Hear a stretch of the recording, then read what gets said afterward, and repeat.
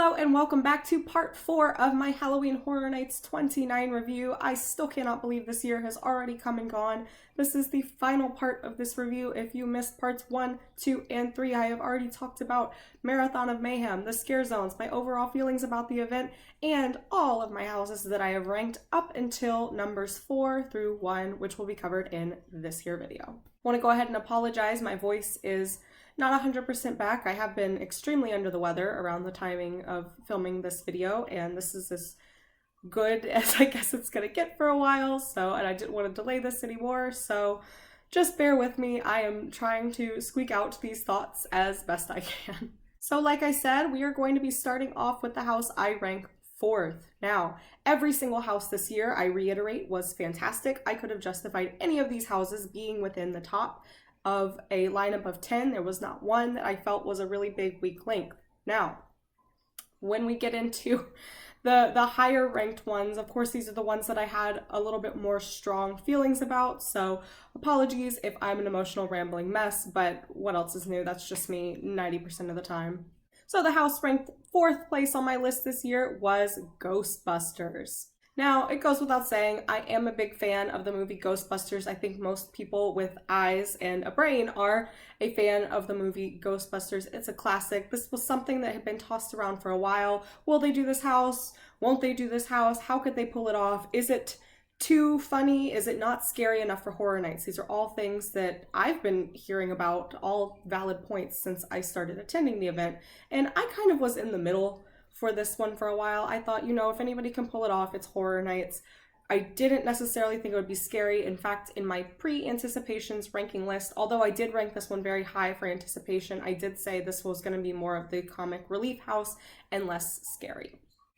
That being said, what they did with this house was phenomenal. I'm really sad that they did have to tear it down. I thought that they should have just left the house there and had a daytime walkthrough attraction, and it would have been fitting in that same area since that was where the Ghostbusters show was close to back in the day. I remember seeing that show in the park when I was little, and it was one of my favorite things to do there. I love the Stay Puft Marshmallow Man. I actually one year bought a Stay Puft Marshmallow Man shirt at Horror Nights in one of the other shops, completely unrelated to this year's Horror Nights, so maybe it was a sign.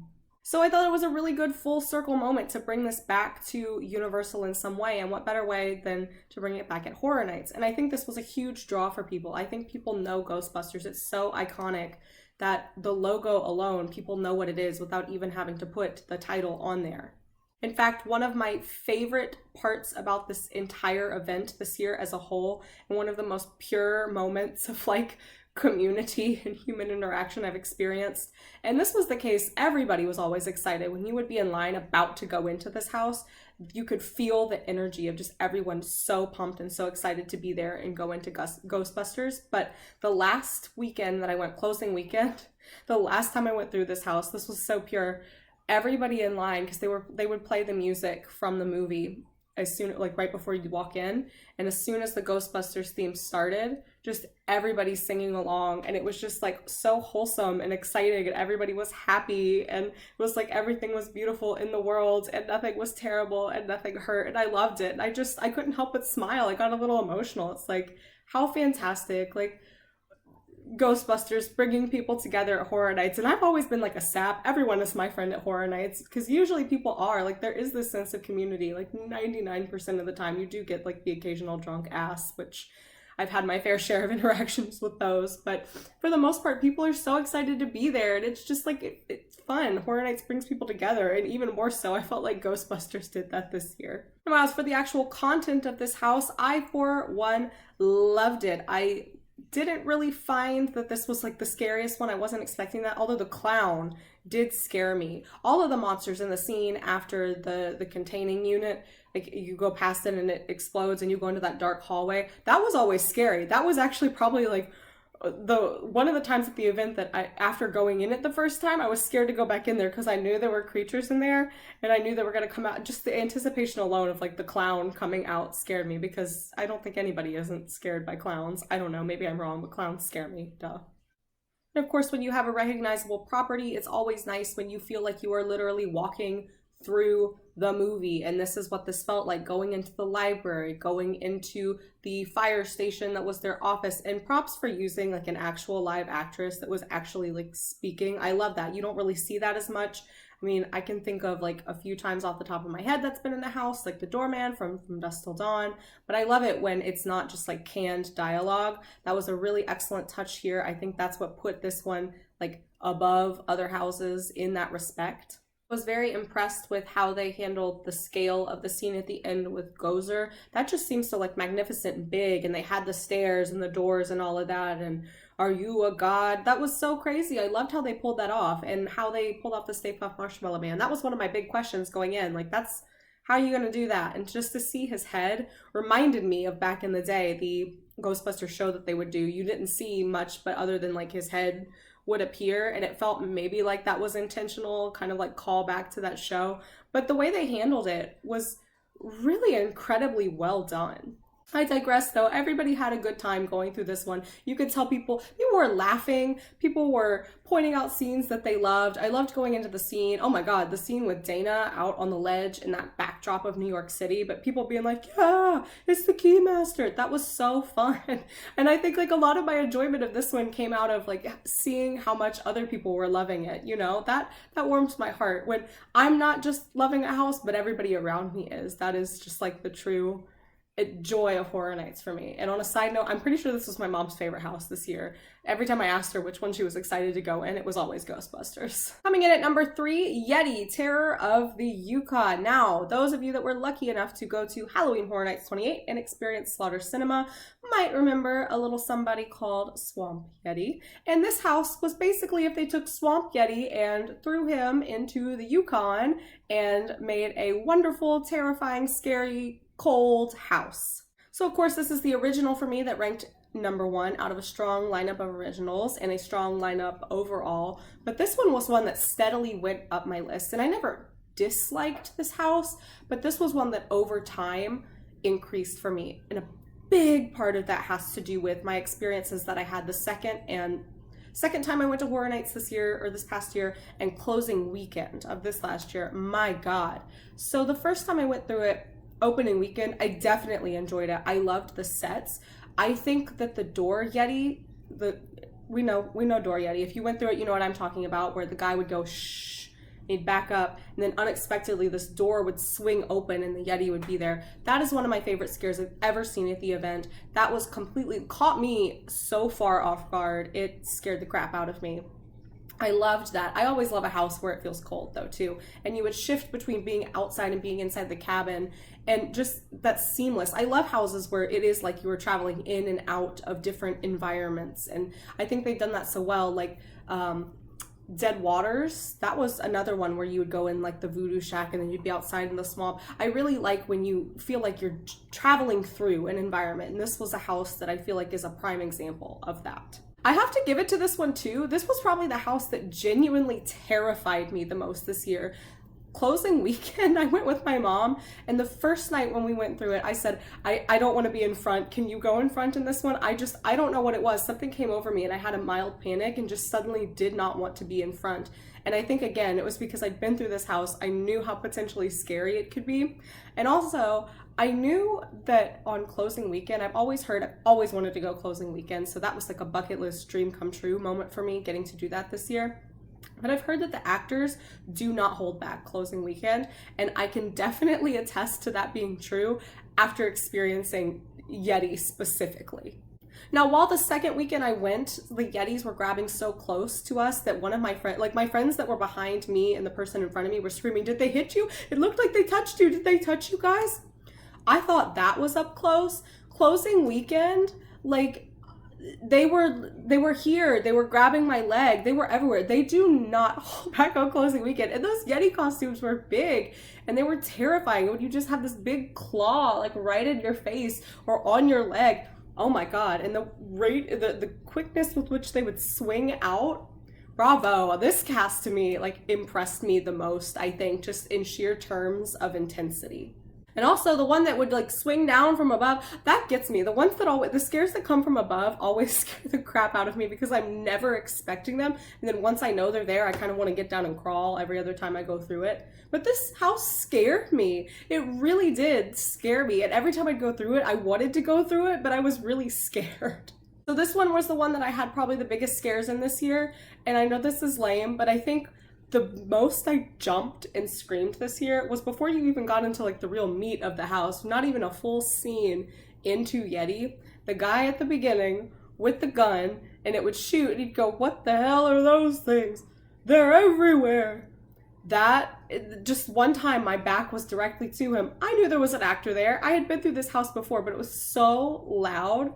I just shrieked and I jumped practically out of my skin. Everybody that I was with was like, "Are you okay?" And as the event goes on, the more I go to the event, the less I have reactions like that. But oh my God, that got me. Like I felt a chill. My heart like jumped out of my chest, and it wasn't even one of the Yetis. But then of course the Yetis scared me pretty much every single time I went through there. This one felt like claustrophobic in parts, and like there was no way to escape the big giant Yeti claw coming for you. If we got a sequel to this house, I would not be mad at it. If we got an exact recreation of this house, I would not be mad at it. I think we just ought to make Yeti a series because I think this was one that was very well received. This was always one that people were like consistently excited for. And I do have one question before I move on. Is this what the Matterhorn is like? No, it's not. I've never actually been to Disneyland. And I've always wanted to do the Matterhorn, and I feel like this is the closest I'm ever going to get to that, but in a very real, very scary way. We have arrived at my second favorite house from this year. This was very hard. When it came down to these last two, it really was like my emotions inside of me were battling for which one deserves it. Should I go with like the emotional weight of one, or should I go with enjoyment factor and scares, things like that? I had a really hard time with this one, and I do apologize. This one has like a lot of emotional weight to it. But without any further ado, number 2, House of a Thousand Corpses. Let's just go ahead and get the obvious out of the way because it happens every year. It happened again. This was one of the houses I was least excited for, and look at it being one of my favorites. So I mentioned in my video about the scare zones that I'm not really like a super fan of Rob Zombie. I'm not very familiar with the works and stylings of Rob Zombie. I have seen his remake of Halloween. Wasn't for me. I preferred the original. Usually I'm not much for like a shock and gore type person. That never really phases me. I'm not really moved by that. So going into this, I thought, I haven't seen this movie. I don't really have a strong desire to see this movie. It's in the Men in Black tent. Let's be real. Let's talk about that for a second. The Men in Black tent. So historically, most of the houses that have been in this location have not been very well received. They haven't been any of my favorites. I did not really particularly care at all for either iteration of Blumhouse. Aside from Sinister, I did like Sinister in the first year that they did Blumhouse. I know this is controversial. I don't like 3D houses. I didn't hate Lunatic's Playground. I'm sorry, I didn't. I think it's like my second favorite of the 3D houses, probably. I'm pretty sure that one ranked as my second favorite one. I am not saying that that was a stellar house by any means. Yes, that house felt more suited for maybe like a smaller budget haunt or something like that. I don't know how to say it without it sounding bad. I'm not a haunt snob, I promise. It didn't seem like a Universal Halloween Horror Nights caliber house when you look at some of the other wonderful houses that they made, like things like Winter's Night and Nightingales, and some of the houses from this year like Yeti and things like Dead Waters. Like you have these amazing iconic like Halloween. Oh my God, like you get these amazing iconic houses. And I'm not saying Lunatic's Playground was at that level, but I didn't hate this house with the same like vigorous hatred that a lot of people seem to. So that being said, the houses that have gone in this tent have generally not been well received, and this was kind of like the tent that was cursed, if you will. So when you combine the location, which it does seem stupid in retrospect to think like this house is going here, so it's going to be bad. I mean, look at what they've done in tents. A lot of my favorite houses have been in tents, but I did let the location sway me a little bit. Like, I didn't like the location. I've never seen the movie, don't really care a lot about Rob Zombie. So what was going to be in this house for me? So opening weekend comes around. I go through this house. I'm caught up in it. I'm looking at the detail in the sets, and even my mom was like, did you see the one room where the wall was Creature from the Black Lagoon? I'm like, yeah, it's like there was so much to look at, so much going on. The scares were on point. There was a guy that tried to touch my flower crown that at the time I didn't know was Otis. There was a lot happening, and I left that house like that was actually really good. I didn't know what was happening, but I had a great time. So I remember walking up to this house. I think it's in like one of my videos. It became kind of like a recurring theme of my videos of the event, of me going, throw your hands in the air if you haven't seen this, because I walked up thinking like, woo, this is gonna have nothing for me and no significance whatsoever. And cut to now when I practically dissolve into tears whenever I think about this house this year. So opening weekend piqued my interest. So I come home, I knew I'm going back, and I'm just scrolling through Amazon Prime. Oh, I can rent House of a Thousand Corpses. Let's give this a whirl. I'm not gonna say the movie was my favorite thing I've ever watched. Again, not really like a extreme gore and violence type person. It doesn't really do a lot for me in horror as a genre. But it was so weird. It was like that brand of weird that I'm weirdly about. I loved, the standout for me was Captain Spaulding, although tragically, and I hate this, I feel partially responsible for this. I watched this movie and 2 days later that actor had passed away, and that was very sad because he was the standout for me in that movie. Looking back in retrospect, it's like putting the pieces together of the scenes, and I'm thinking, wow, the house did such a good job representing this movie. And then I start planning to go with my friends, and everybody's talking. We're all in the group chat like, oh, what is everybody's most anticipated? And I'm saying, honestly, House of a Thousand Corpses. So that weekend comes around, and I do have to, I'm going to preface this with, I'm not really going to get into it. This house does have like an emotional, like very big significance for me this year. This is going to be one of my favorite houses probably forever, just considering the circumstances in which I went in it on that weekend with my friends. So we did all of the houses except for this one, and it was getting to be almost closing time, and I was one of the only people in the group that had actually seen the movie. Only one other person in the group had seen the movie and liked it and was thinking about doing this house, but I really wanted to do it. I knew I was coming back closing weekend, but I was trying to kind of like, go with the flow, be with the group. Like if I don't do it, we're already up at the front of the park by Killer Clowns. Nobody wants to necessarily go all the way to the back right by closing just to try and get in it. So I was like, okay, I'm at peace with it. If we don't do it, I'm still gonna get a chance to go back through it again. Well, we see that the wait time is 10 minutes right before closing. I really wanted one of the people that I was with, who I'd never been to the event with before, I really wanted them to be able to say that we did all the houses in one night, and I knew that was important to them too, even though they weren't really saying it. Like we would have been okay, but I knew that we both kind of wanted to go. So we run all the way to the back of the park, like literally like power walking through Universal Studios to get back there. And we go through that house, and I'm not exaggerating when I say it was probably the single best run I have ever had in any house at Halloween Horror Nights, ever. We got every scare. There was nobody around us. We saw every single moment. I was nerding out. It got to where, like, the last few times I went through this house, I was like, whoa, Dr. Satan! Which is weird thinking about screaming that out loud. But we got every scare, every moment paid off, and it was just, like, perfectly timed. I have never had another run through a house that was that perfect. And just being there in that moment and thinking, like, this was so worth it. I'm so glad we did this. I'm so glad the two of us got to have this moment. It means like the world to me. It is in my top memories, if not my favorite memory I have of ever going to Halloween Horror Nights. And I know that's like sappy and weird. And again, I don't want to like delve too far into like my own weird emotional state, but it meant a lot to me. And it really meant a lot to the person that I was with as well. And it was just, I don't know, it was perfect. It was weird. It was like, that night already was one of the most perfect nights I've ever had at Horror Nights, but that was like the icing on the cake and the perfect way to end that night. And then comes closing weekend, and I go through and I'm like screaming like, woo, Dr. Satan. I come out of this house for the last time, and the person that was behind me, I went through by myself. My mom didn't go through it with me the last time I went. And there was this guy behind me. He goes, that was pretty amazing. You were really into that back there. And I just went like, thanks, and ran away embarrassed. But I loved this house. I have such an attachment to it now. And this is always what happens. Something I think I have no interest in a house that I don't think I'm going to like.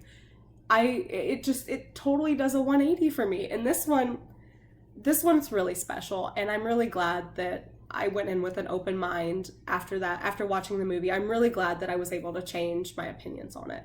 And also, if we're talking about emotional stuff, shout out to the phone booth being out front by the facade, because that was like beautiful and sad all at once, and just, oh, nice little homage. I would like to think it's a sign that they're bringing our boys back next year. Bring our boys back, please. All right, here we are. So there's only one house left. My number one favorite house from Halloween Horror Nights 29 was Universal Monsters. This was one of my most anticipated going in, but not my most anticipated, because here's what I have to say about this concept. They've done this before, and they've done it well. I mean, 2012, when they did the whole black and white concept, loved it. My first year I went to the event, the classic monsters were present. The classic monsters are so entwined in the history of just Universal as a studio that, of course they were gonna, this is one of the biggest properties that they have. So of course, every iteration they've done at the event has been good. And I thought that this year would not be an exception. The thing that was kind of tampering down my expectations a little bit was the fact that yes, they have done it. I thought, will they be able to do it as successfully as they have before? And mind you, this wasn't Universal classic monsters, and I thought that. I think I even said it in my anticipation video, I called it that, but it wasn't the classic monsters. And as they explained on the Unmasking the Horror Tour, this was my favorite house to go in on the Unmasking the Horror Tour, by the way. Oh, I just wanted to live in here. But they even said that the artists and the creative team was given like kind of like a creative freedom of expression in this. It didn't have to be exactly like the Universal monsters from the movies that we all know and love. Like the Phantom's mask was different, and there were a few other little differences within the monsters and within the sets that just, it worked. It didn't bother me. It didn't have to be a carbon copy of the movie. I also love too, oh my God, walking in with the statues, I was sold immediately as soon as I stepped foot in the house with the rain and the statues. And going in on Unmasking the Horror, it was great because you don't think about these things. The first time you go through a house, it's so quick. And I'd only done it once before the Unmasking the Horror Tour. We did that the second day of the event, the morning of our second day at Horror Nights on opening weekend. And the woman explaining that every monster had a rock to stand on points to the one in the back. Like if you're walking in, it was towards the right side. Like, oh, and there's the Invisible Man back there. And sure enough, there's like a rock with nobody on it. And you get the rock over here that, oh, it looks like the monster has escaped, and there's that slash mark. And how I missed that going in. You guys know I've talked at length about how I'm scared of werewolf stuff. So the first scene being the Wolfman, that was the way to start off strong. The bungee scare, wow, when it was on, it was on. I did tragically miss it a lot of the time, but I did this house enough to where I saw it a few times, but they started off strong. That Wolfman scene was the perfect way to get me scared immediately going into the house. Somehow opening night, I fully missed that when you were walking in, it said Talbot, like you were walking into the crypt. Duh, come on, the Wolfman, Talbot. And that brings me to the transitions of this house that I didn't fully appreciate until Unmasking the Horror. How you saw the name Hugo before you were going into the Hunchback scene, and how there was a sunken casket right before you went into Dracula. And can we just take a moment to say, devour them? Sorry, I couldn't resist. That was like the sound cue from this year that has still been stuck in my head. But anyway, the crashed chandelier representing the electricity going into the Frankenstein scene. I mean, legitimately, like the detail in this house was unmatched. And I think that is why this one took the #1 spot, because there wasn't wasted space. There was not anything in this house that wasn't significant. And a lot of that too was how they did the scares. The bungee for the Wolfman was perfect. When it was working, when Quasimodo would literally descend, that was awesome. Just the lighting in the creature from the Black Lagoon, oh my God. And just, I remember at one point that sound effect happened, and then he like creepily like slunk back into his hole, and it was like something out of a movie. And Dracula yelling, devour them. And Frankenstein, the Phantom Room. Of course, the loudest I screamed at this event, honest to God, had nothing to do with me being scared, but everything to do with me being so overcome with joy after seeing the Phantom and after seeing the chandelier. I have never screamed that loud in a house before. never. And I was just like, I thought I was gonna pass out. I screamed so hard when I saw the chandelier. Oh my God. Plus, the energy was always on too. These actors were not holding back. I have to give a special shout out to every single mummy in here. My God, like I thought these mummies were gonna touch me. And even when I went through with my friends, they were like, the mummy was not playing games. He was coming for us. I mean, the energy, the creature from the Black Lagoon, that was always fun. I don't know, like it was scary, but it was also like, yeah, it's the creature from the Black Lagoon. Bye. Another thing that set this house apart too, and another reason why I had to put it number one, I have an entire video about having amazing character interactions at the event, and this house I think is taking the cake for my favorite character interactions, particularly closing weekend. Phantom of the Opera holds my heart until I die. I will not apologize for that. So every time I went through it, I love you, Phantom, I love you, and I do the heart hands. Well, closing weekend, the one that popped out from the side to your right while you were going through it, at one point popped out, and I just, I love you so much, and he drew a little heart with his hand, and then blew me a kiss, and I wanted to just faint dead away on the ground. It was, oh my God, it was like my favorite thing. I'm gonna cry. Like I know it's just like random people dressed up, but if you're out there, Phantom's character that drew the little heart back at me and blew me a kiss, you made my entire life. Also on closing weekend, again, I was such a nerd going through the creature from the Black Lagoon scene. I just waved, and he took his little like webbed hand and like waved back at me at one point, and it was the most adorable thing. But then I was so excited going to the Frankenstein scene. It's like, woo! And I was dancing around. And Frankenstein started dancing with me. This house, just that last run through that house, made my entire life complete. And I don't think I'll ever have another run like that with that kind of like fun character interaction. Go on closing weekend. If you want to have like some stuff happen to you, all I can say is go on closing weekend. Very first time I went through this house where I walked out and thought it was over and started jumping up and down going, I loved it, I loved it, I loved it. And there's a bunch of security people and people at the exit. Then here comes homeboy Frankenstein around the curtain and scared the daylights out of me. That was probably the second biggest scare I got at the event this year. But everybody laughed at me, and that's pretty appropriate because I think people were hanging around because they kind of knew that there were going to be some good scares. I've done it. I've been guilty of it before. But totally let my guard down, wasn't expecting it, and it came back to bite me in the butt. This was the house that was the total package. Good character interactions, phenomenal sets and details. Going through this with the lights on was one of the highlights of my life, and I'm so glad that I went on the Unmasking the Horror tour this year. I'm sure I would have loved it any year, but going in what is now one of my favorite houses of all time made it all the more worthwhile. So great sets, great detail, getting to go in with the lights on, amazing scares, fun character interactions. This house had legitimately everything that I was looking for, and it was like a mix of the classic and a new spin on that. I mean, it was the quintessential Horror Nights house, and that is why for me it was my number one this year. What an amazing, emotional, fantastic ride this has been this year. This year is tied, if not surpassing 2011. Again, I've said this a few times, but 2011 has always been my favorite year. I think it has to be a tie between Halloween Horror Nights 21 and Halloween Horror Nights 29. I have never seen a lineup of houses this solid before. I hope that we continue to see a lineup of houses that is this solid. Looking towards the future, next year is the anniversary year. I don't know if it's too early. It's never too early to start speculating. I think we're probably going to see some recognizable, probably classic intellectual properties again.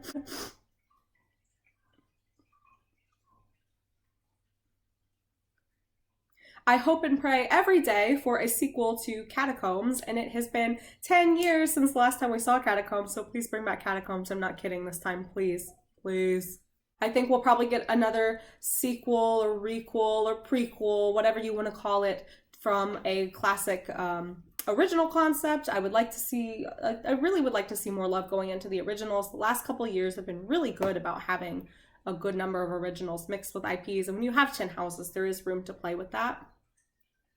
I would also really like another show in the style of Marathon of Mayhem. I would like to see maybe that, if they kept the title, that would be great, and maybe just tweaked it to fit what the overall vibe or aesthetic of the year is. Like this year was 80s. If next year is something completely different, do something in that same vein, just kind of fitting that general theme that we get. I know that it might not be realistic. I would love to see any sort of icon come back. Bring them all back for that matter. Bring back the Usher. I love him so much. I wouldn't be mad if we saw Jack again. I know we've seen him a lot, but having some sort of icon is always amazing at this event. And it really does add a lot to it. It does give you like a recognizable face and a name to put with all of these things. And while I do think they've done a good job with just like the general 80s theme these last few years, I think it is time for the icons to come back. And I would also welcome our boys back with open arms. I think that while I know a lot of people like Academy of Villains, I think that Villains Head deserve better. I think Villains Head deserve to be at this event, and I know a lot of fans would be happy to see them come back. No matter what though, I know I will be there. I will probably have on some sort of flower crown or some festive getup.